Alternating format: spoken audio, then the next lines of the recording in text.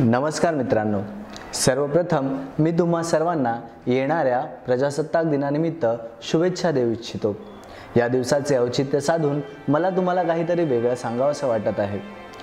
यापूर्वी भारतात झालेल्या सर्वेक्षणात 80% लोकांना प्रजासत्ताक दिन आणि स्वातंत्र्य दिन यामधील फरक माहीत नाही, कारण हे दोन्ही दिवस बहुसंख्य लोक स्वातंत्र्य दिनासारखेच साजरे करतात। मग तुम्ही प्रश्न विचाराल की काय बरं वेगळेपण आहे या दोघांमध्ये? एकंदरीत प्रजासत्ताक दिन हा स्वातंत्र्य दिनापेक्षा वेगळा आहे, जे स्वातंत्र्य आपल्याला 15 ऑगस्ट 1947 रोजी मिळाले। मित्रांनो, प्रजासत्ताक म्हणजे प्रजेची सत्ता असे आपण साध्या सोप्या शब्दात बोलू शकतो।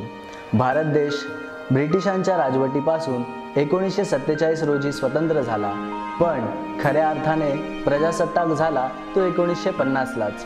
जोपर्यंत एखाद्या देशाला स्वतःचे संविधान लागू होत नाही तोपर्यंत तो देश प्रजासत्ताक नसतो। आपल्या भारत देशाला स्वातंत्र्य मिळवून देण्यासाठी बऱ्याच क्रांतिकारकांनी आपल्या प्राणाची आहुती दिली आणि स्वातंत्र्य मिळवले सुद्धा, परंतु देशाचा कारभार हा ब्रिटिशांच्या कायद्याप्रमाणे चालत होता। स्वतंत्र भारताला स्वतःचे संविधान नव्हते। भारताचे कायदे हे भारतीय राज्य शासनाच्या 1935 सालच्या कायद्यावर आधारित होते। 28 ऑगस्ट 1947 रोजी डॉक्टर बाबासाहेब आंबेडकर यांच्या अध्यक्षतेखाली स्वतंत्र भारताचे संविधान तयार करण्यासाठी एक समिती नेमली गेली। संविधानाचा मसुदा सभेपुढे 4 नोव्हेंबर 1947 रोजी सादर करण्यात आला। या सभेने सार्वजनिक चर्चेसाठी हा मसुदा 166 दिवसांसाठी खुला केला आणि 2 वर्ष 11 महिने आणि 18 दिवसांनंतर हा मसुदा समितीने अंतिम केला। बरेचसे विचार विमर्श आणि सुधारणा केल्यानंतर 2 हस्तलिखित प्रती 24 जानेवारी 1950 रोजी स्वाक्षरांकित केल्या। 2 दिवसानंतर हे संविधान संपूर्ण राष्ट्राला लागू होणार होते। अखेर तो दिवस आला जेव्हा भारताने स्वतःचे स्वतंत्र संविधान अंगीकृत केले। तो दिवस म्हणजे 26 जानेवारी 1950 आणि भारत प्रजासत्ताक झाला। आणि म्हणूनच 26 जानेवारी हा प्रजासत्ताक दिन म्हणून साजरा केला जातो।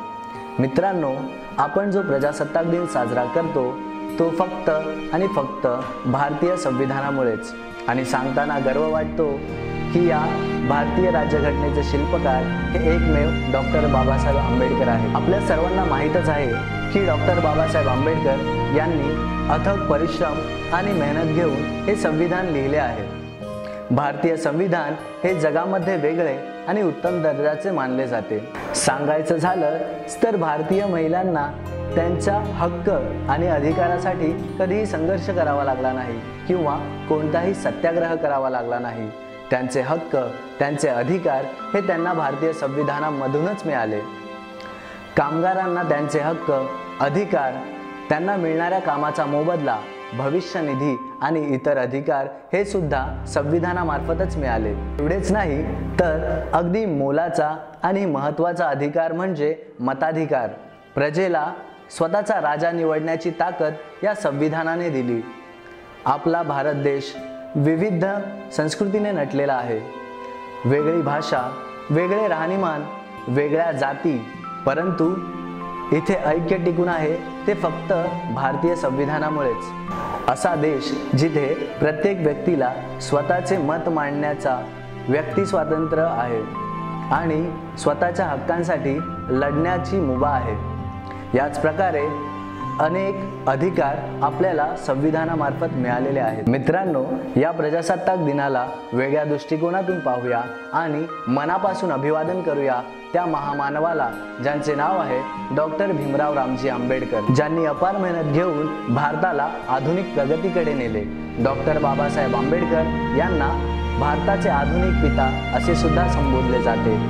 तर मित्रांनो, सत्य स्वीकारूया आणि डॉक्टर बाबासाहेब आंबेडकर यांच्या मेहनतीचा आणि विचारांचा प्रसार करूया।